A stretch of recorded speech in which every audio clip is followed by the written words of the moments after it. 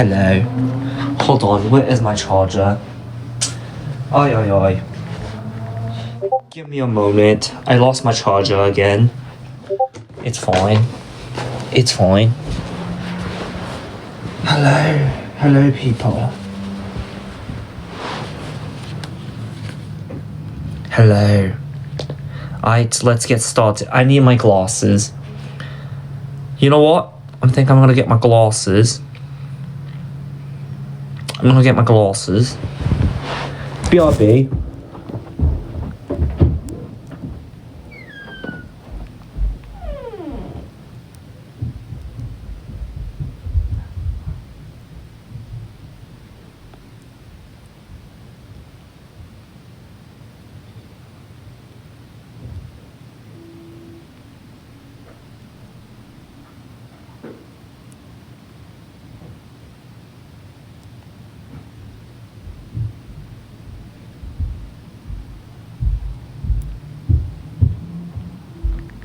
Alright.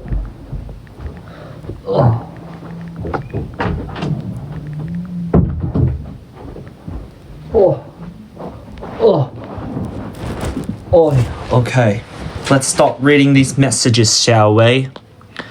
Okay. Good morning, people. I am ready to read.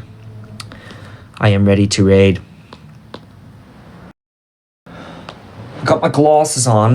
Hold on, let me moisten my vocal cords.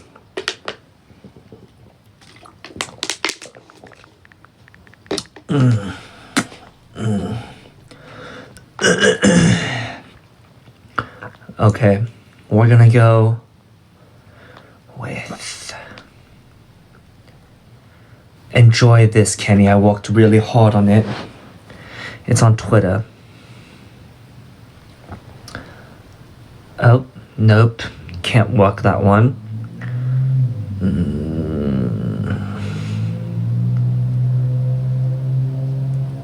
Which one was the one that had like long chap? Jesus. AO3. Okay. AO3. What's AO3? Okay. Okay. AO3. This one's by Santa's Secret Weapon, Count B. Chuck returns to the North Pole to work for one of Santa's elves, but he's happy to do it. After all, how else will he make sure everyone's Christmas wish comes true? Is this I want fanfics as in like dirty. Not whoa, not dirty. I take that back. As in like maybe more romantic, you know?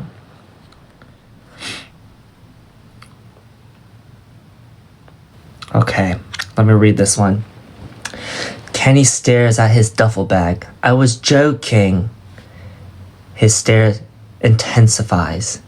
Like he looks hard enough.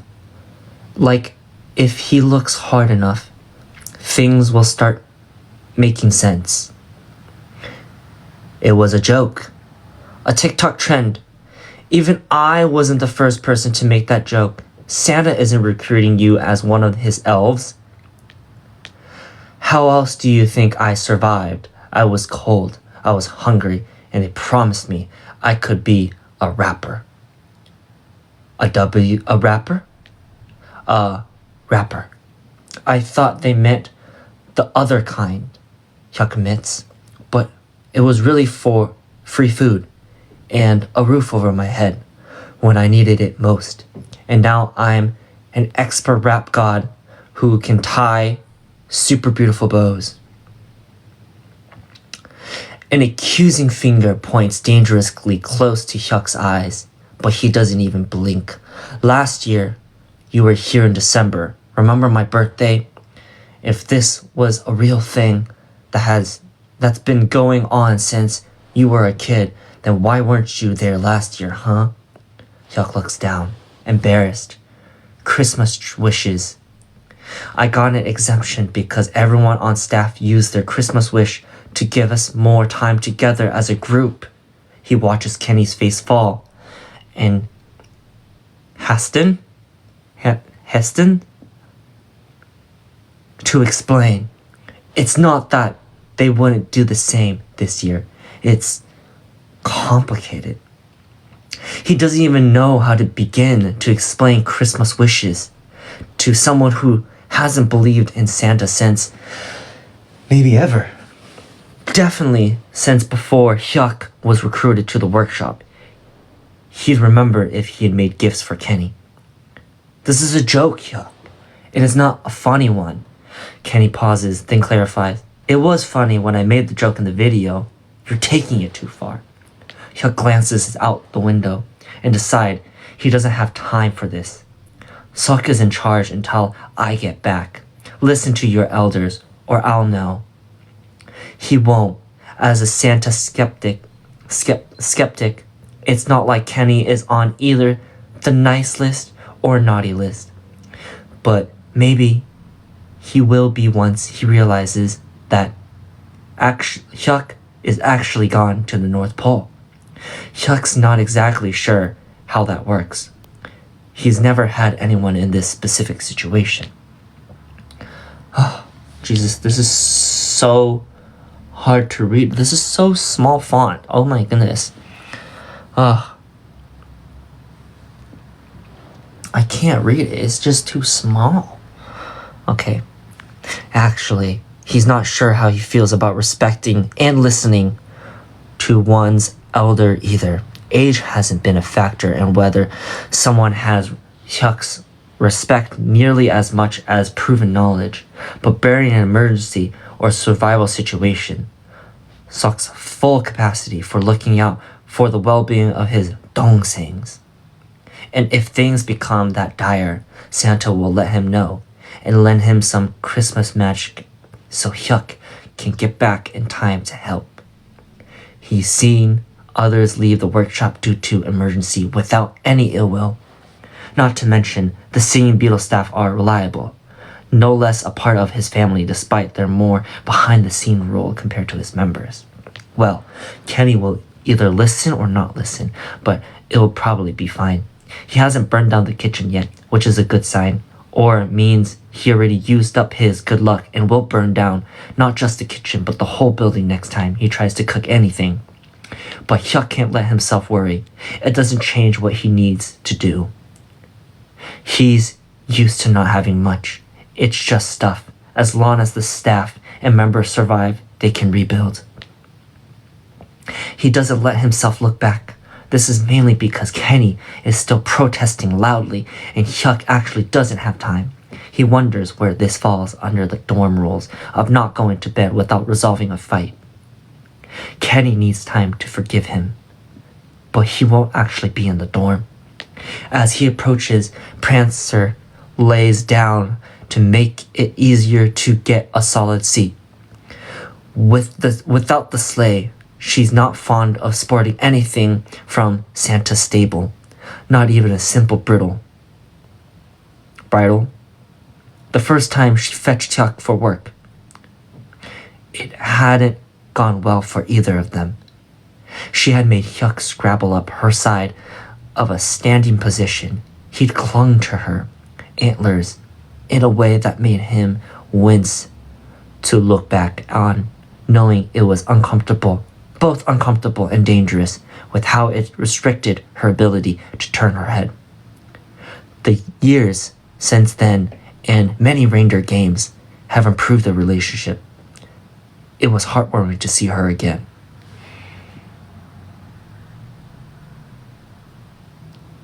Where's the romance? I'm picking another one. It's not even Thanksgiving yet. And we're talking about like Christmas. Guys, look at my nails. They look like marble floor. They look like someone's tiles. I know. Isn't it crazy? It's crazy. Okay. I want like Wattpad. Oh, okay, there's Wattpad. Okay, nice. I spoke too soon. Oh my god, this is couple stuff. Oh my god, oh my god. I'm so excited. Ooh, this was made 6 hours ago. Okay, wait, but how do I read it? How do I read it? Oh, a story about Kenny and Sok, but Sok is the one flirting with Kenny. Ooh.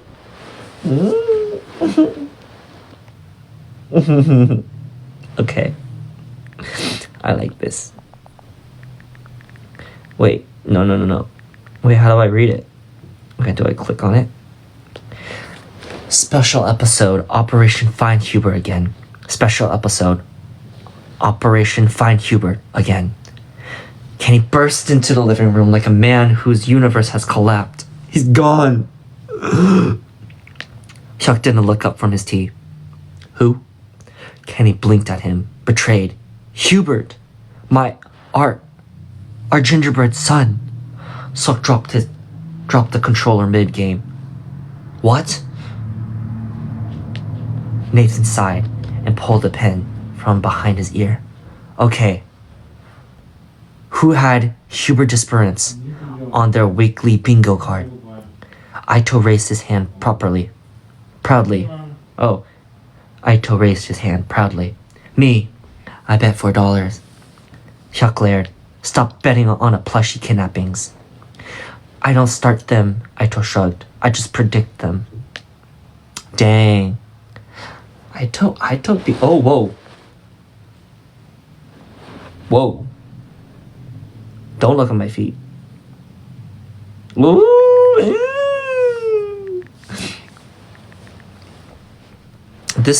This head bandana is not doing me justice. Hold on.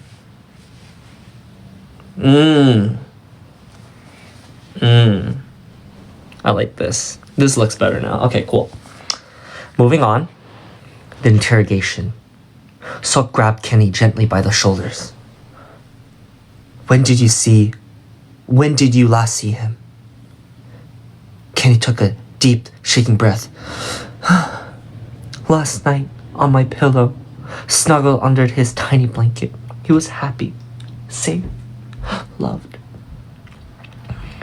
Aito nodded seriously, like this was a crime documentary. Hyuk rubbed his forehead. And in the morning, gone, Kenny whispered, eyes widened without a trace. Nathan flipped open a notebook labeled Hubert Incident Number 3. So this is officially a pattern. Accusations start flying. Sok gasped drastically. Aito, you interrupted our moment last night. Whoa.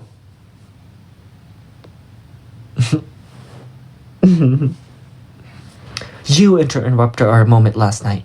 You were in the room. Where's Hubert?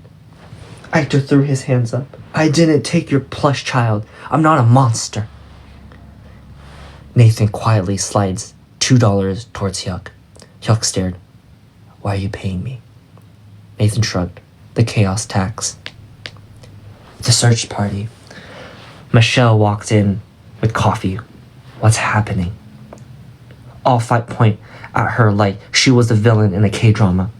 Hubert's missing, Sok announced, voice cracking. Michelle froze. The gingerbread plush. Again? Kenny nodded, tragically. Michelle sighed, set down her coffee, and rolled up her sleeve. Okay, everyone spread out. Aito salute. Search and rescue team, let's go. Evidence discovered 30 minutes later. Nathan held up a tiny knitted scarf. Hubert's scarf. Kenny gasped. Where was it? Under Sok's bed. Everyone turned.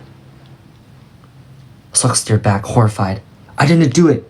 He sleeps near me, okay? Maybe he crawled there? Hyuk blinked. He made of cotton. Sok paused. Motivated. Cotton. A quiet, barked sound from the doorway. group turned.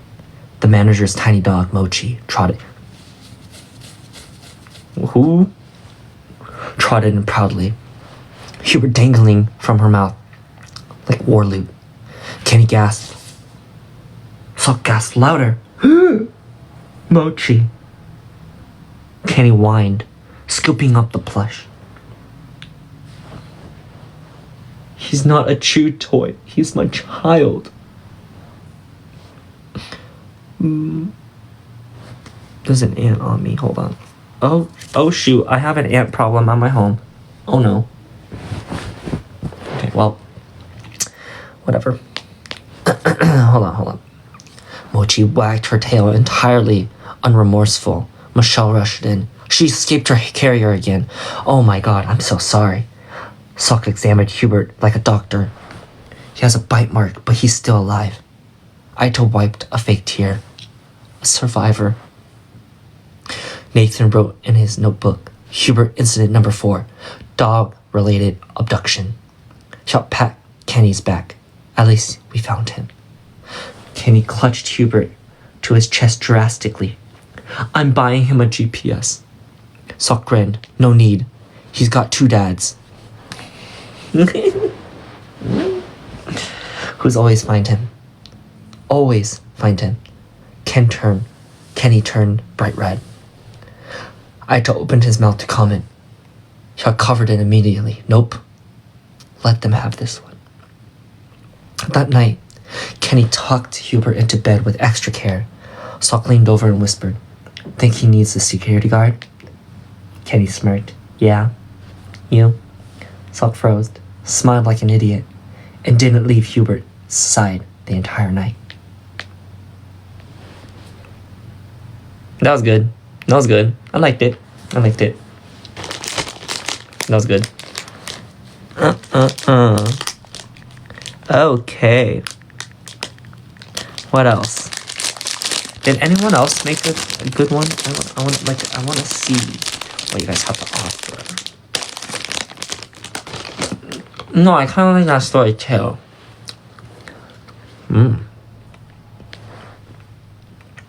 There must be a weirder one.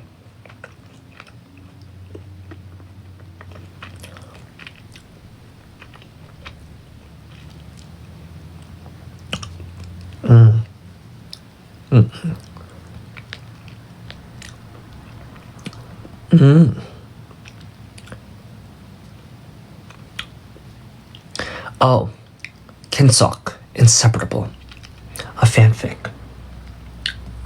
This story of Ken X Sok from Universe, because I'm bored. I like that. Introduction. Please read characters. Hyuk, Sok, Nathan, Kenny, Aito. Group, Universe. Okay, I don't need to see. Trigger warning. This is a gay ship. And shipping Korean idols. If you're not comfortable with any of these, please leave and don't read it. If you have any ideas, please tell me. It doesn't have to be for this story, just for anything. I love to make a story on it. Okay, cool. I see, it was an actual introduction. Okay, cool. Let me eat more chocolate. This was made by 6201. Title, Meeting. Hold on.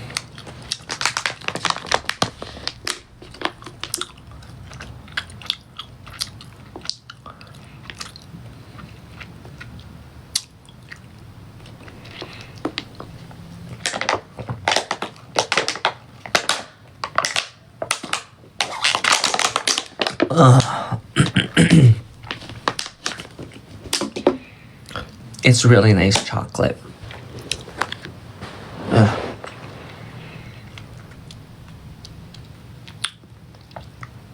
I was thirsty. I was. Okay. 7 a.m. Sok stirs awake, forcefully putting his pillow over his ears to block out the noise of his alarm. Ugh, he groans. He wasn't exactly a morning person.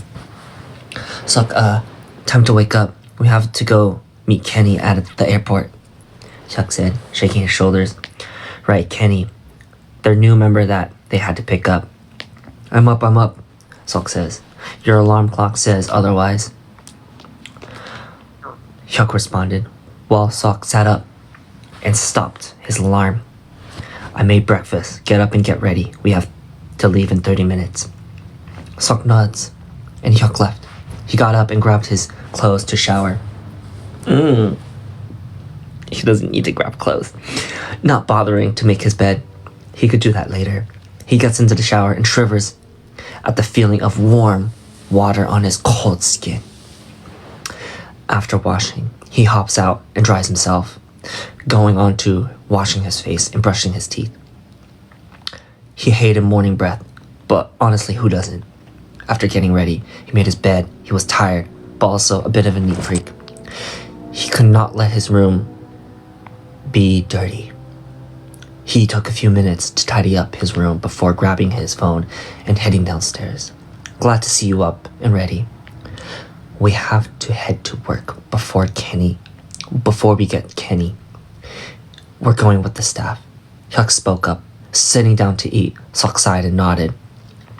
He was used to being with the staff and had no problem with them. They were kind, funny, why would he? Sok grabbed a plate and got some food. He and Hyuk ate in a comfortable silence, the sound of a morning breeze the only thing between them. Eventually, they got up and headed to their work building, meeting the staff, greeting them with the bows. Annyeong, Sok said, bowing slightly. Good morning to you too. Glad to see you're doing well, Michelle spoke up, and they got in the car and started recording. Ready to go pick up Kenny? A few days before, Sok and Hyuk actually worked on a sign for Kenny, but it wasn't the best, but it worked. Joe spoke up. Are you guys excited? He asked, pointing to the camera at them. Hyuk chuckled and nodded. Of course. It's been sort of quiet. I'm hoping a new member will lighten things up. Sok just nodded in agreement. Yeah, hopefully. The car ride goes fairly well. Michelle driving and Joe filming and asking questions. Hyuk and Sok share a few laughs with each other, and Michelle and Joe, they talk about what they hope Kenny can bring to the group. He seems like a funny and outgoing guy. I've seen some videos of him on YouTube, Sok mentions. Kenny already has been on a show and performed on stage. He's pretty incredible, and they're both eager to meet him themselves, and learn more about him. Eventually, they arrive at the airport. They got out of the car and searched for Kenny. They see him walk through the doors, looking confused. This was not what they were expecting, but they shouldn't have expected a formal person based off what they've seen. Hello, Kenny says awkwardly, but with a slight chuckle and a hint of excitement. Of course, a hello, annyeong, and greetings come from the four. Sok looked at Kenny. He seemed quite interesting. They started walking back toward the car. Hyuk and Sok tried to converse with Kenny, but the language gap made it quite hard.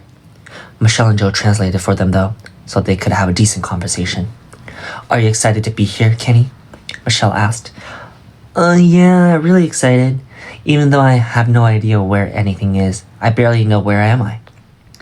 Michelle and Joe laughed at that, and Sorry, I burped. Joe translated to Hyuk and Sok, causing them to join in on the laughter. It was, of course, peaceful and funny moment between the five. Later, they all got back to the workplace. They had to decide where Kenny would sleep. Do you have an apartment here? Did you buy one? Hyuk asked. I did, I think. Let me check. Kenny checked his phone and nods. I do. Not for long, though. About a year. Only about a year, and I'm set to move out. Everyone nods. I think we can work with that. Your next member is planned to arrive in January, Michelle says. Kenny, do you want to stay with one of us for tonight so you can get some rest and start moving into your apartment tomorrow? Hyuk asked, trying to be nice. Yeah, that would be nice. It's late out and I'm tired, Kenny responded with a dramatic yawn. Sok, can he stay with you? Your couch is quite comfy, Joe says. Sure, that's fine with me. Spicy. That's when things start to happen, don't they? Oh, sorry, do you want me to comment on it? I mean, I would prefer if,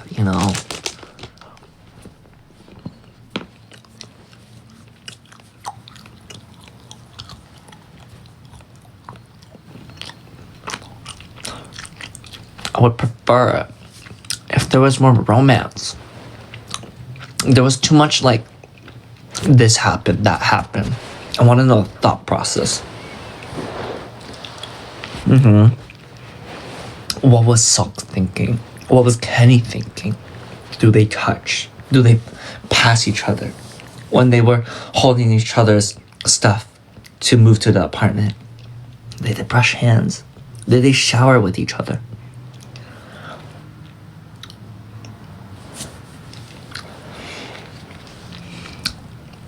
Don't tell me to write my own. That's your job. No. And I want one of these Wattpads to make it very good, so it becomes a novel and a movie. Like that boy band and mother relationship. I forgot what it was called. It was one of them. I don't know. Ooh, Coffee Date by Sok to my Kenny. First meetings. Kenny and Sok met at a cafe when Sok accidentally spilt his coffee on Kenny. Sok bravely asked for his number to help with the dry cleaning. They've been messaging each other for weeks. Oh, I like this. This is already into the action. It's already there. I like, good start. Okay. They've been messaging each other for weeks, making a plan to hang out after finding out that they both alike. They decided to meet at the cafe that they first met at. They talked for hours and set up for another date. Boom, time skip. They fall in love and get 30 cats. Bold of you to think that we're gonna get 30 cats and not 30 children.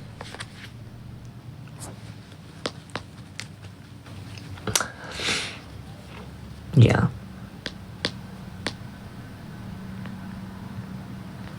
Guys, you can't just send me a random fan pic, a fan fiction. I don't want to read some random person named Carl. I didn't write it, but it's very nice. It's in Spanish. No, I'm talking about us. Me.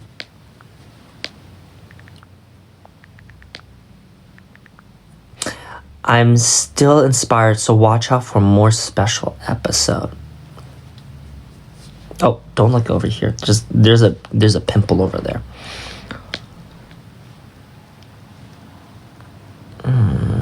I think I already read a chapter from this one. Oh, I also read this one too. Oh my god. Someone please send me another one. Okay.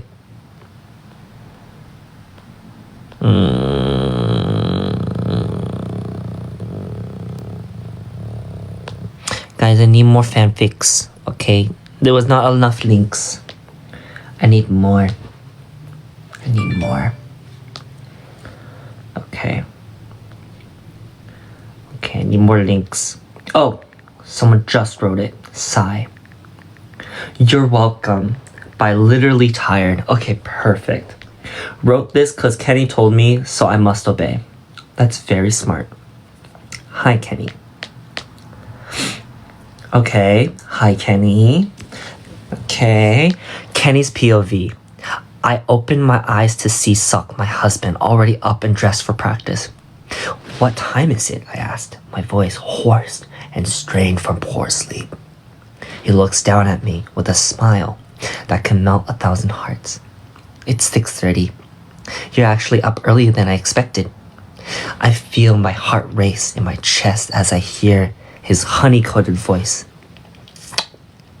Although I act as if it didn't bother me as much as it did. Oh, cool. Are the others awake yet? I get up from my bed and yawning as I stretched my body. Yeah, everyone's awake besides Nathan. No, that's accurate. That's very accurate. Everyone's usually up besides Nathan. I nod in response, understanding that Nathan prefers to wake up later. No, he doesn't wake up later, he just wakes up late. In all honesty, I also prefer to wake up later. No, that's true. Me and Nathan are usually the last ones to wake up. I'm the first one to sleep and the last one to wake up. In all honesty, I also prefer to wake up later. However, I know if I get up now, when Sok does, I get more time by his side. As Sok leaves the room, I feel the corner of my mouth turn upward to form a gentle smile on my face. He's beautiful, even from behind.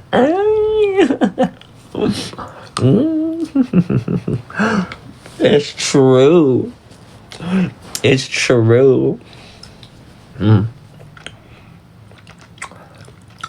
Dang, these chocolate are dark. They're dark. It's dark. Hold on. I need more water, but I ran out.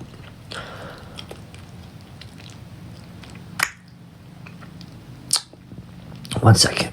Okay, I'm here. I'm back. He's beautiful, even from behind. I turn around and look through my clothes, deciding what to wear my favorite outfit.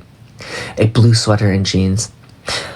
I don't wear blue sweaters, but I do wear jeans. Once I was dressed and ready, I headed out to the kitchen to eat some breakfast with my members.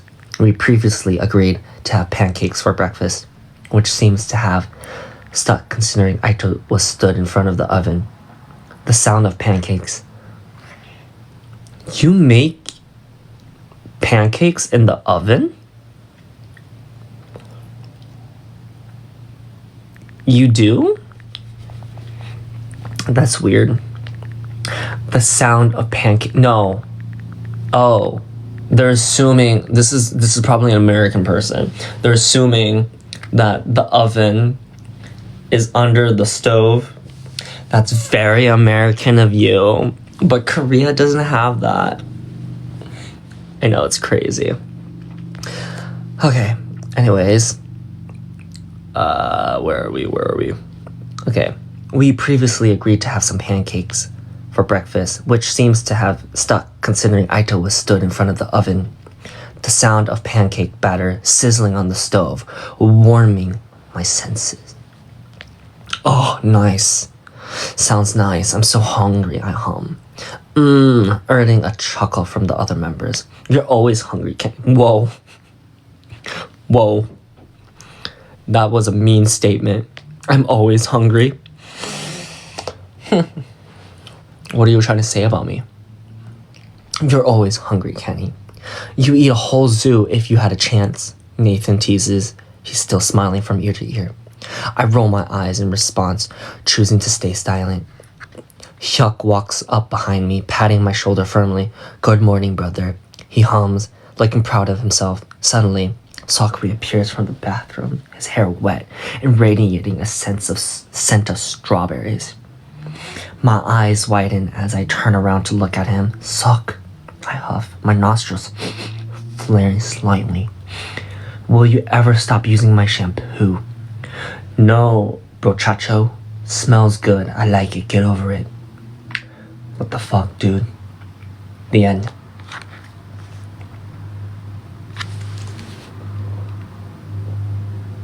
When is he gonna flirt back, you know? Like, when are we gonna hold hands? This isn't K-drama. This is fanfic. It needs to get crazy.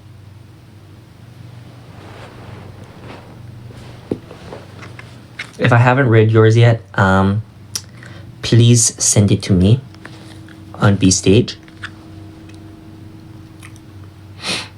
I like it. Oh, the beauty and the ... universe is God. Oh, by universe is God. Oh my god. Part 50. Part 2. Jesus. This is a love story between a gorgeous girl, Sok, and Labubu. The rest of universe, but actually it's Kenny only. Damn.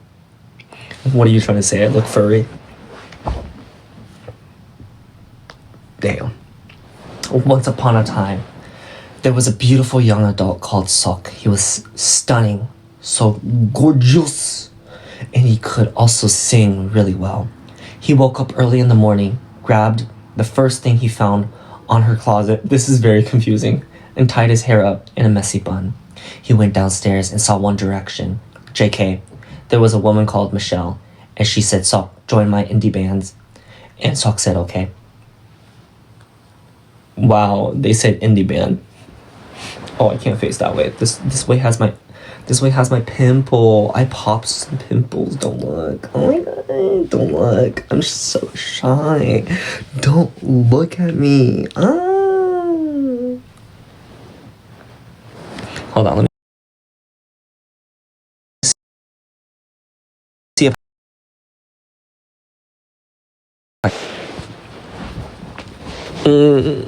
don't look. I look so bald. Okay, let me continue reading.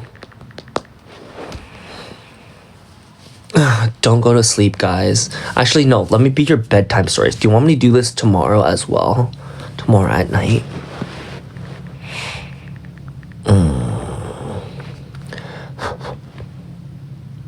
So he joins the indie band when he entered the Seeing Beetle building. He couldn't believe his eyes. He saw a group of Labubus and Nathan from Arkansas. Damn.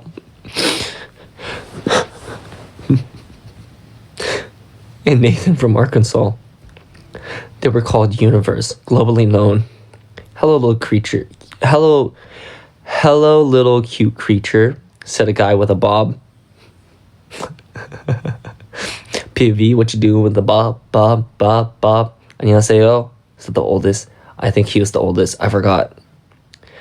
I'm not cute, said Aito.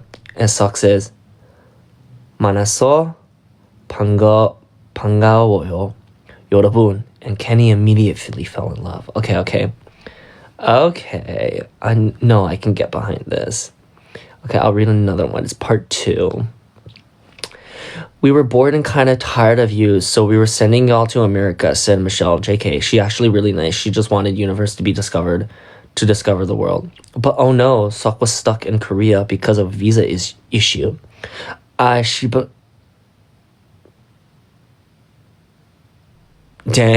I just cussed and I didn't even realize. Chincha. So the Labubus had to travel by themselves and left beauty in the hands of a person currently writing this work of art. Okay, so they arrived to America, right? And they meet a lot of cool stars. But even though they were all happy, the Kenny boy could only think of his beautiful wife waiting for him under the rain Bajo la Lluvia. So he was so angry. He abandoned Nathan from Arkansas on a bus and ran away as fast as he could. He actually went swimming and flying with his eagle wings to Korea to rescue his princess from me.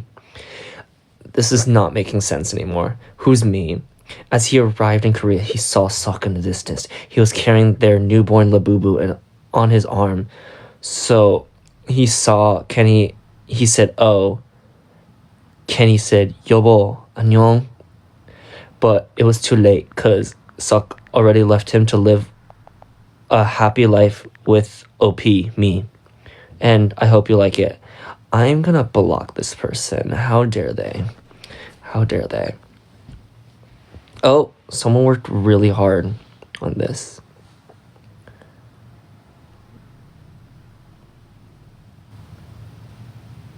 But this is not about me. Oh my god. Clearly they did not work hard on this. Okay.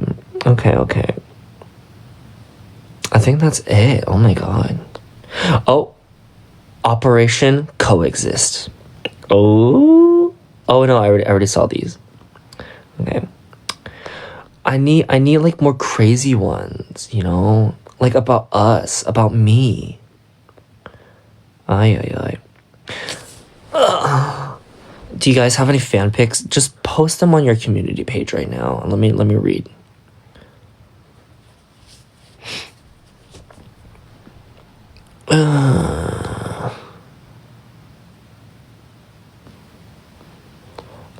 I need like more. I need more, like, not dirtier, but like more love. Like, they went on a date, they touched hands, and then this literally made them go, oh, this person kind of cute. Or I want them to be like enemies. They hate each other. They're in high school. They absolutely hate each other. You know what I mean? Okay, someone just post on the community page or something. Oh, wait. Oh, shoot. Okay, it came out. Okay. Oh, damn. Wait, there's Grey's Anatomy universe. Wait, no, I need to read that one. This work could have adult content. If you continue, you are agreeing to... Okay, yes, continue. Warning. Creator choose not to use archive warnings. Category male on male. Okay. 1,072 words. Okay. I like this. This is weird. Okay. Dr. Nathan Kugel stepped through... Funny, you think that he's going to be qualified as a doctor. Dr. Nathan Kugel stepped through the sliding glass doors of Seoul General Hospital with a familiar feeling of his soul detached from his body. Night shift again. He worn his usual on-call uniform, dark navy scrubs under a fitted black Patagonia vest embroidered with Nathan Kugel, MD, OBGYN, and crisp white thread. It was slightly frayed around the collar from too many shifts and too many coffee spills. But Nathan wore it like an armor. Patagucci, they called it in the hospital. Ridiculously overpriced, but no one cared. Damn. Damn. You guys read that. Damn. He was nicknamed Noodle. No one really knew why, but that's why they called him in the hospital. The name stuck. Half joke, half truth, always lingering. Nathan's shoes squeaked faintly as he made his way past the empty lobby and into the staff elevator. He pressed the button for the 7th floor and leaned against the cool metal wall. When the elevator door opened, he walked out into the quiet hallway, nodding at a passing nurse. He turned left towards the doctor lounge. The doors creaked.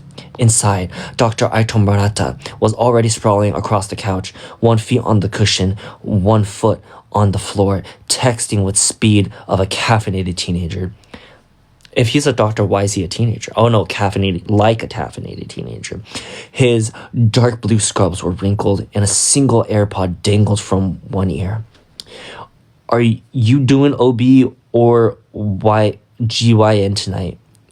Aito asked, unwrapping a protein bar and immediately tossing the wrapper onto the floor. GYN, Nathan replied, which means I'm either be in the OR all night or staring at a vaginitis consultant until consult until dawn. There's no in between. A vagina? Wait, what? Oh, what is this? Okay, you know what? I'm just not gonna learn. You forgot the third option, Aito says, kicking off his sneaker and flopping it onto the bottom bunk. Nathan raised an eyebrow as he sat at the desk. Aito grinned. You get woken up by a screaming patient, do 5 minutes of pelvic trauma triage, and then I have to stab someone's spine at 3 a.m. while half asleep. Sounds about right. Nathan leaned back in the creaky chair, booted up the monitor and exhaling through his nose. Just don't mix up your propofol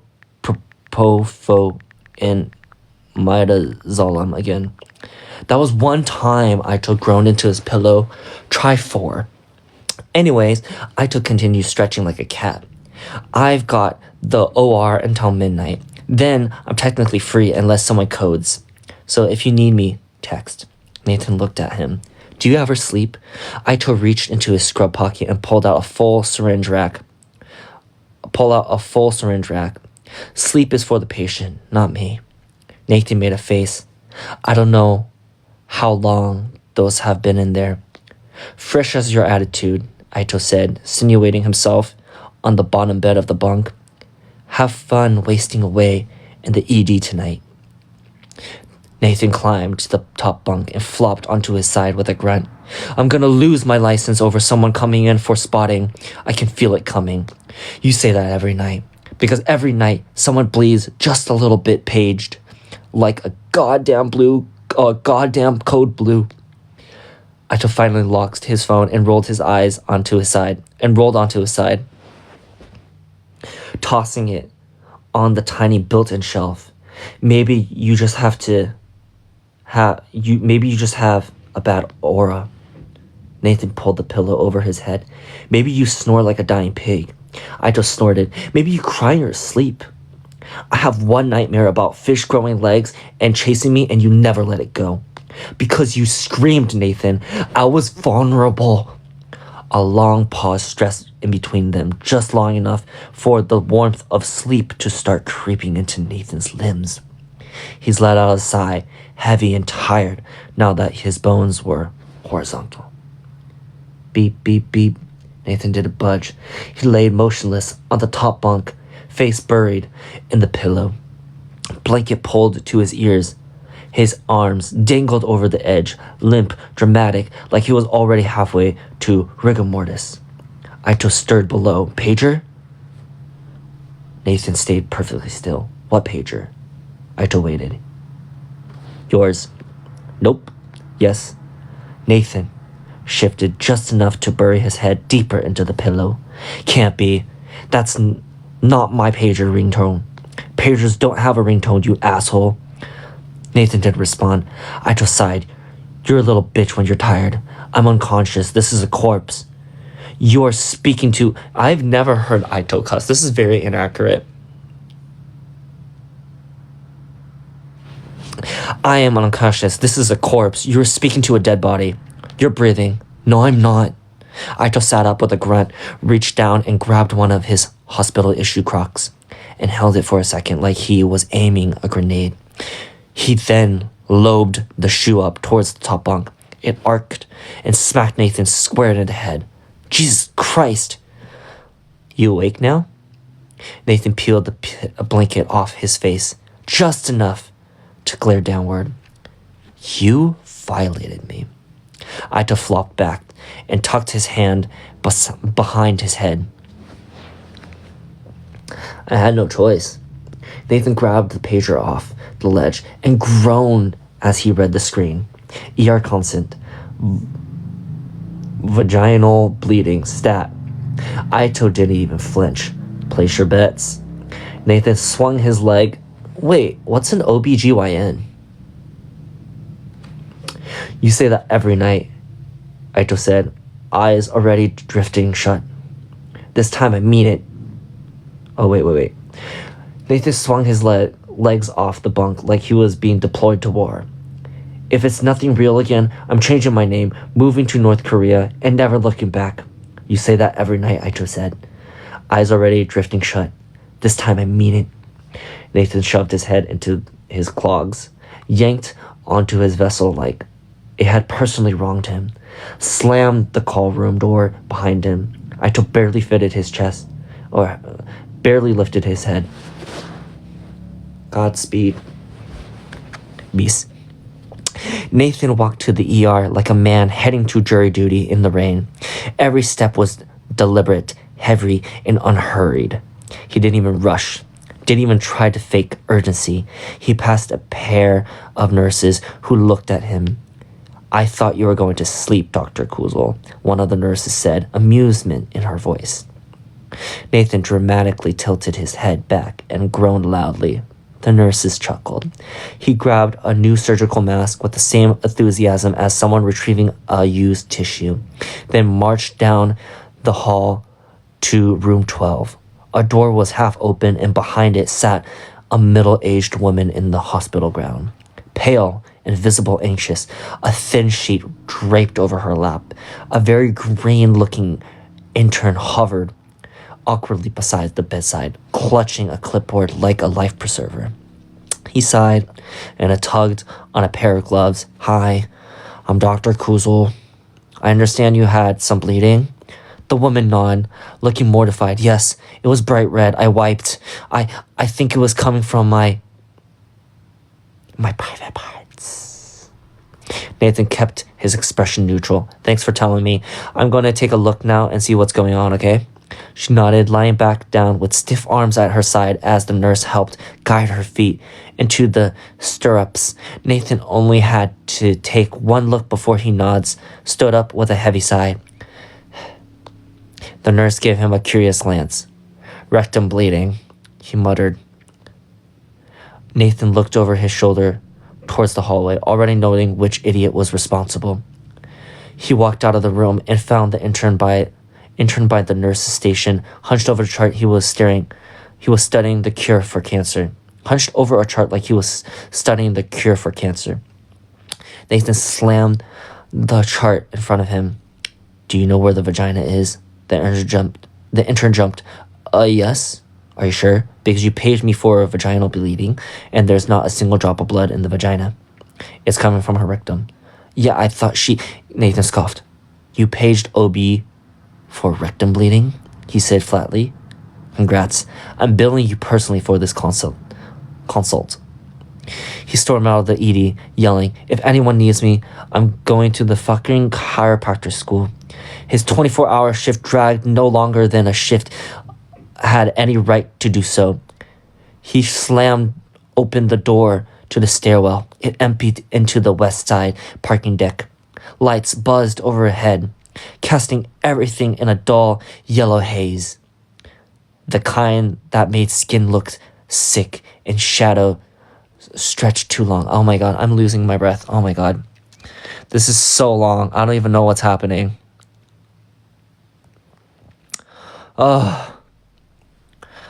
Oh shoot, I didn't even censor the cuss words. I'm taking a chocolate break, guys. Oh my god, it's literally midnight. It's literally midnight. When did I start this? I'm reading fanfics, guys. I'm reading fanfics.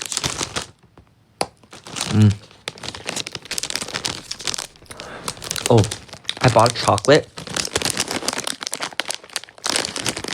I'm just helping you guys go to sleep. I'm getting chocolate. This chocolate is spicy mango. It's from Onyx.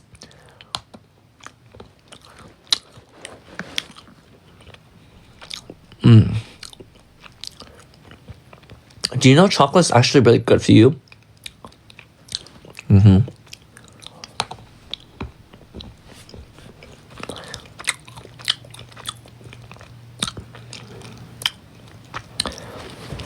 Hold on, let me add a filter to my skin.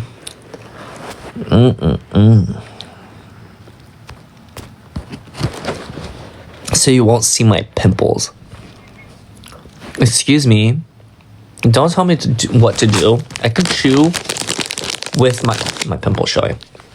I can chew with my mouth open, okay?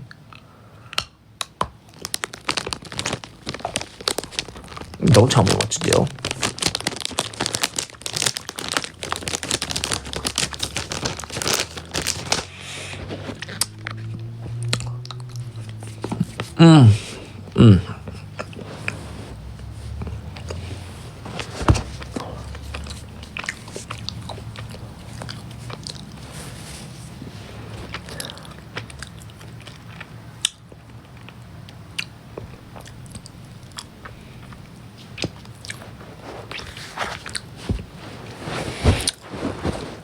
Okay, moving on. Wait, how long is this?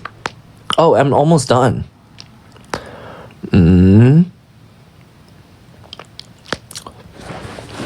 It emptied into... Oh no, I already said that. Nathan didn't remember grabbing his coat. Didn't remember pulling off his badge or even turning off his back pager. He just walked, robotic, deliberately, one foot in front of the other. He didn't get into his car. He didn't even look at it. He just kept walking. His destiny was already clear. He could feel it somewhere behind his breastbones. You mean his chest? In that place that used to know better. There was a bar 2 blocks down, open late, quiet. He had been there before. The door creaked on entry. The bell jingled a little too cheerfully. A few heads turned, but no one cared. He didn't look like a doctor anymore. Just another tired man with circles under his eyes and something eating him alive. He took a stool at the far end of the bar and dropped his coat onto the seat behind him. The bartender approached. Rough night? Nathan didn't answer. Whiskey okay? He gave a shallow nod. The glass hit the wood with a soft clink. He stared at it, clear, clean, honest. There was a moment in his where he hesitated, where a voice... Sorry, I'm getting notifications that deals are happening. Oh my God, I swear to God. Oh my God. Oh, you know what? I'm going to put on... Oh my God, focus mode. There was a moment in his head where a voice in the back of his mind whispered something about blood pressure and liver enzyme and shame. But then he lifted it, tipped it back, swallowed. It burned through him in a line through throat to gut to regret. Oh, okay, let me read that one more time. It burned through him in a line from throat to gut to regret. Powerful quote. He exhaled. The second drink came quicker, then the third. He didn't bother to count after that. He didn't want to. The numbness arrived slowly, like a fog rolling in across a field. Oh. Okay. He didn't want to. The numbness arrived slowly, like a fog rolling in across a field. It blurred the edges of everything. His thoughts, his memory, even the pounding guilt in his chest. This was easier. It always had been. His hands were shaking. Not bad, just enough to notice. Just enough to remind him he wasn't okay. He flexed his fingers, then gripped the glass tighter. Tried to remember the last time he felt like a doctor, not a puppet with a scalpel for hands. Not someone who bled empathy in the dark and cleaned it up with bravado. When was the last time he lost someone without breaking himself a little more? His chest ached, not from anything medical, from knowing he felt something. From knowing he couldn't save everyone. From the echoes of his husband's will. Husband's? Who's his husband?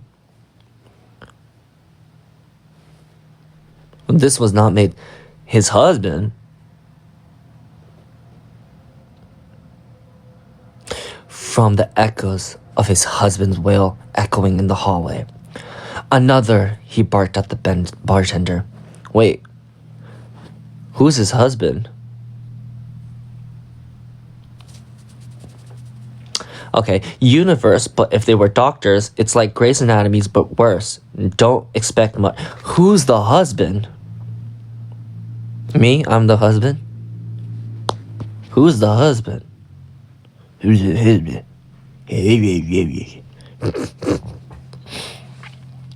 Okay.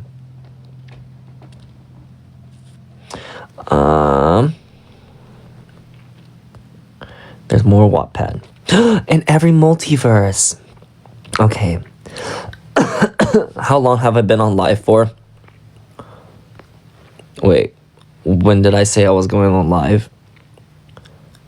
It's been an hour. It's been an hour. Damn.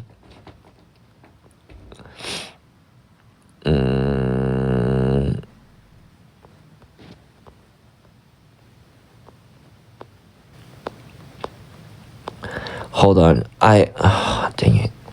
Oh, enemies can talk. Oh my god, I really wanted to read an every multiverse. Oh my god, okay. I'm so excited.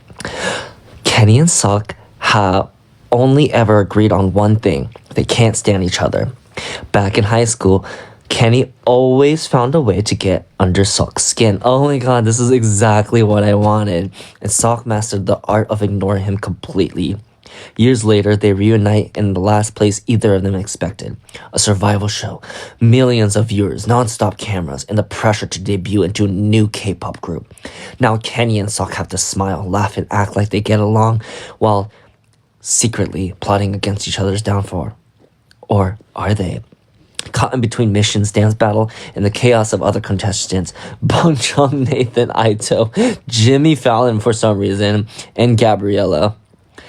Kenny and Sok start to realize that maybe they don't hate each other as much as they remember. Okay. Wait, what? Where's Jimmy Fallon? Okay, cool. I'll read this. Chapter 1. Kenny sprints. Oh, I actually want one more chocolate. No, should I eat a kiwi?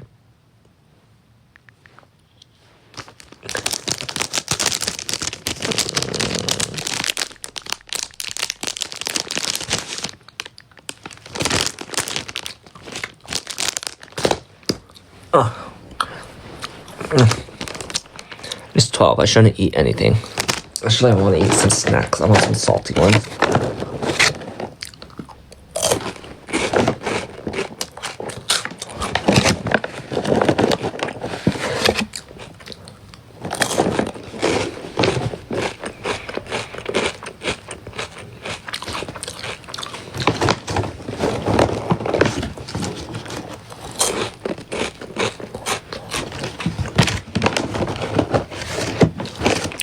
Guys, I want to watch Frankenstein so bad.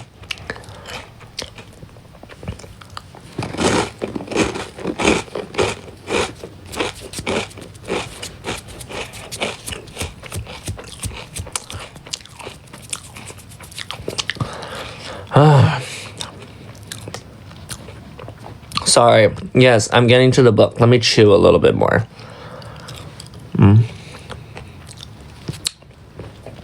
Chapter 1, Kenny.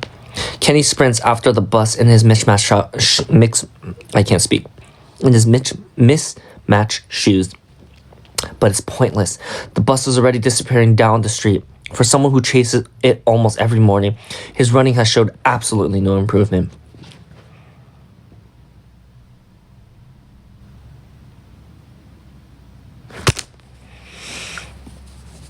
That's a bit mean.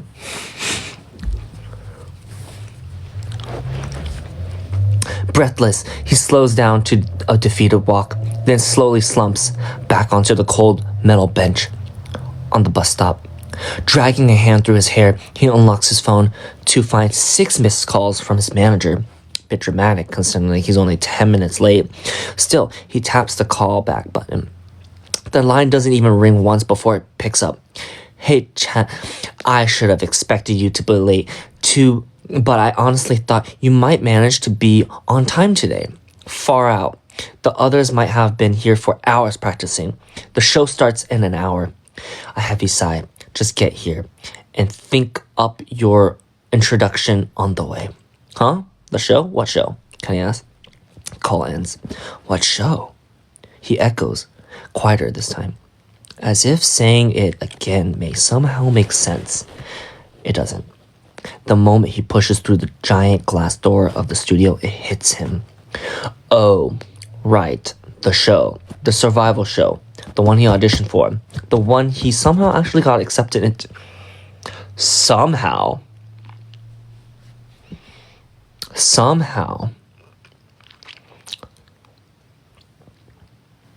Okay. The first chance in 4 years. 4 years? Okay. Whoa.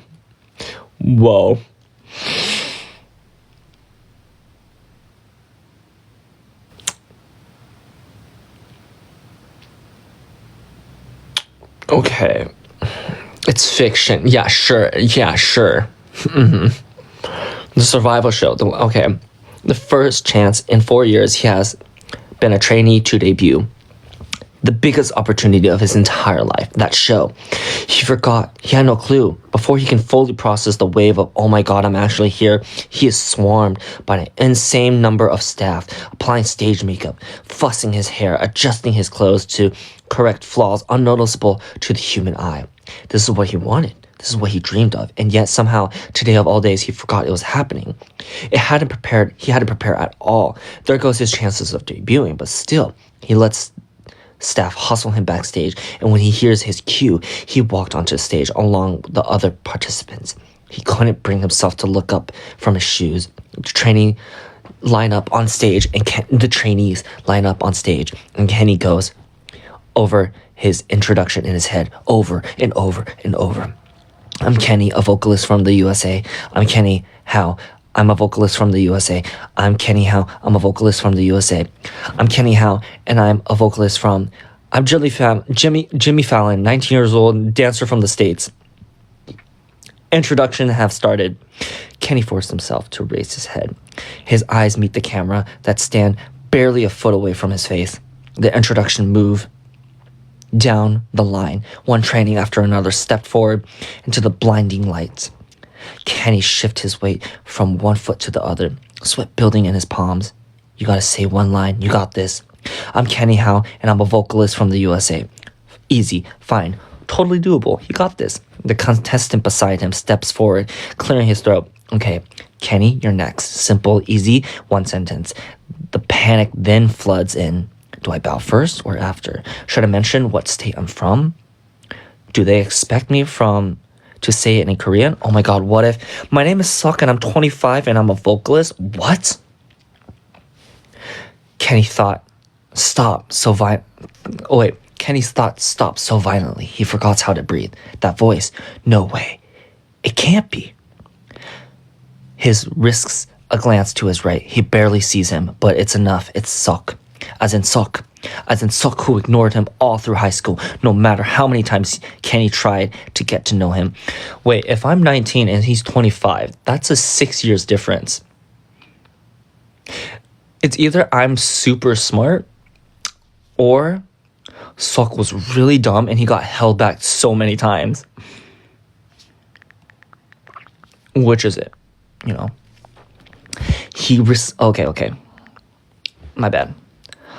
The Sok he absolutely did not ever expect to see again. Especially not here. Especially not one of the biggest moments in his life. He somehow looks almost exactly the same. He's taller now. Hair about half an inch longer. Sok stepped back into line, completely calm, completely composed. Sok, an idol, really? Kenny Howe? Alright, his turn. He steps forward. The camera in front of his face seems to move closer. I'm Kenny Howe, and I'm a vocalist from the USA. It's just one sentence. You can't fuck it up. Kenny opens his mouth to speak, but his eyes flick sideways. Despite his will, a quick glance at Sok is all it takes to shatter the last remaining brain cell he has been relying on. Damn.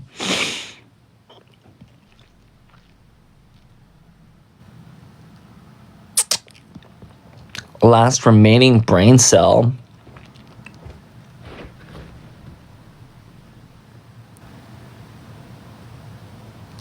Damn, they are coming for me. Kenny, a long pause. Too long. I'm Kenny Howe. I'm Howe, Kenny, vocalist, USA. From the USA, I sing, I blink, he blinks, yeah. Silence, too quickly, he bows so deeply that he nearly headbutts the floor and then stumbles back into line like nothing happened. Perfect, 10 out of 10, execution, nailed it. To his surprise, the world didn't stop after that display, and the line of introductions continue. He should probably listen. He is going to be competing against them after all, but he doesn't. The light dims just enough to signal the end of the introduction, and the trainee starts shuffling off stage in a messy line. Kenny follows, attempting to act as if he didn't care that he just forgot how to speak on national television. Judging by the way of... I never did that, though. I never had trouble speaking.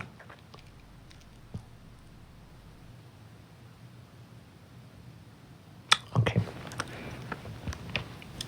Kenny follows, attempting to act as if he didn't care about how he just forgot to speak on national television. Judging by the way a few contestants kept glancing at him out of the corner of their eyes, he's not doing a very good job. His pulse is still hammering from the moment earlier from Sock's introduction, and from his own horrific attempt at one. He swears he can hear someone whisper, "Was that guy okay?" behind him. He isn't, obviously, but that's beside the point. Backstage is chaos. Staff are yelling orders, trainees are being herded to different corners, and someone is wheeling what looks like a fog machine dangerously close to a very flammable curtain. Kenny dodges around a lighting stand and squeezes past two makeup artists arguing in Korean, and his eye searches around the area. Where is he? Not looking for him. No, definitely not. He's simply evaluating the competition. That's a thing people do on survival shows, right? Then he sees him, Sok, walking down the hallway, shoulders straight, blank expression, stride ready like he didn't just awaken every unresolved grudge Kenny thought he buried years ago. Kenny starts towards him, casual, normal, cool, except Sok gets to him first and walks right past him.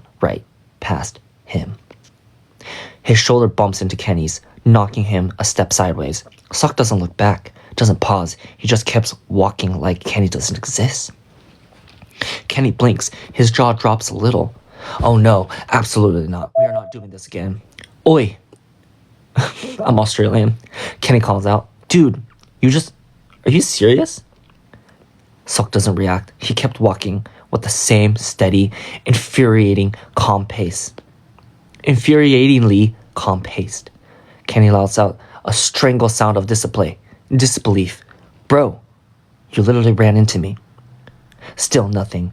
Oh my God, Kenny mutters to himself, already marching after him. This will not be high school part 2. You will not ignore me again. Sok's strides are annoyingly long, but Kenny is determined. He catches up easily.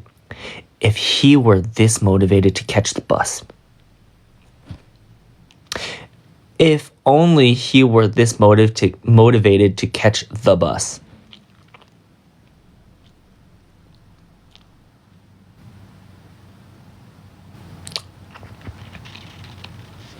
I don't like this story anymore. Hey, he says, again, louder, reaching out. His hand closes around Sok's arm. I'm talking to you. Sok stops and turns around. Kenny instantly regrets every decision that led him to this point. What? Sok asks. Not rude, not surprised, just words. Kenny opens his mouth. No words came out. He makes a sound instead. A gargled, an awkward half-breath that might have once intended to be English but has evaporated. You bumped in me, did you? He gestured wildly in the direction of Sok's shoulder. Walking past me, you bumped me my shoulder. Sok blinked once, then twice, then turned away and walks away. Again. Oh no you don't, Kenny mutters, already speed walking after him. He darts around in front of Sok and plants himself directly in his path, walking backwards to stay in front of him. Sok's expression doesn't change. Kenny keeps talking anyway. Look, I'm not saying you need to, bow or write me a formal apology letter or whatever. I mean, you can if you want to, but quick, my bad is the bare minimum. He gestures in between them, waving his hands so fast they blur together. Consider we have, history or something like that. Kind of. I mean, not like good history, more like annoying one, but still a history. Move. Sok says. Somehow it didn't sound rude. It didn't sound anything. It just sounded. No, Kenny says, immediately regretting it, but refusing to back down. Not until he doesn't get to finish. His heel bumped into something. He doesn't know what. Air, probably, because he's dramatic like that. What do you mean I'm dramatic like that?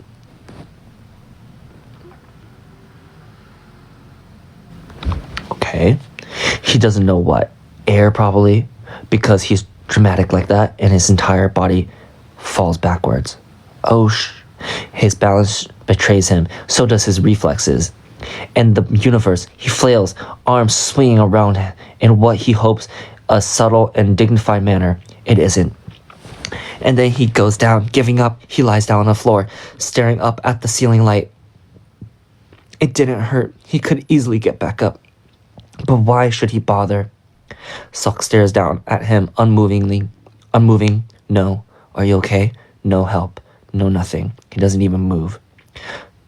Not right away, anyway. Of course he doesn't. Why would he? That would be too easy, too normal, too much of a decent human being to acknowledge the gravity exists and sometimes causes problem. Kenny groans and props himself onto his elbows. Are you serious? Kenny mutters. You're not even gonna... Sok glaze flicks up over Kenny's shoulder and something shifts in his expression. Before Kenny can turn to look, Sok rushes to step forward and quickly extended a hand down to him. Kenny blinks, Sok offering help voluntarily. That's new. Kenny hesitates for half a second before reaching up and grabbing his hand. Sok pulls him to his feet in one smooth motion. What are you? Kenny starts, confused. Then he follows Sok's glaze, a camera, a very much filming camera, points straight at them. A staff member stands behind it, adjusting something on the monitor, clearly having captured everything. I thought we were off camera, Kenny said it under his breath, quiet, not for everyone else's ears. Except Sok hears him. It's a survival show, Sok responds. Nothing is off camera. A dun dun dun.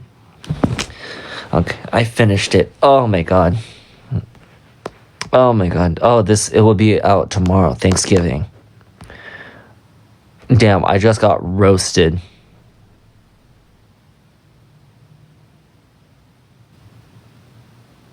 Oh my god. Oh my god.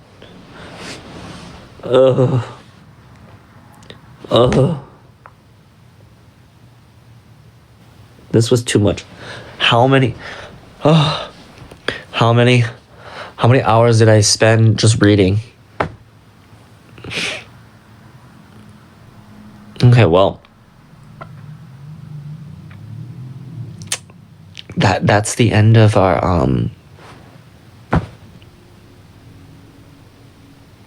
fanfic. Yeah, so I hope you guys enjoyed. I can't believe I got roasted. Today, I can't believe I also dropped my phone from a pier into the ocean and had to have a security guard, no, not security, a surfer get it for me. Oh my god. Okay, well, that's the end. No, I do have pictures of it happening. Okay. Well. Good day, night. Goodbye, mate. I'm gonna watch Stranger Things now. Bye-bye. What's the name of the story? It's in every multiverse. Ooh, a crown for me.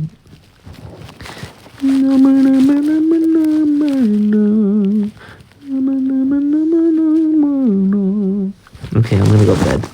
Okay, good night, people. Good night. Good night.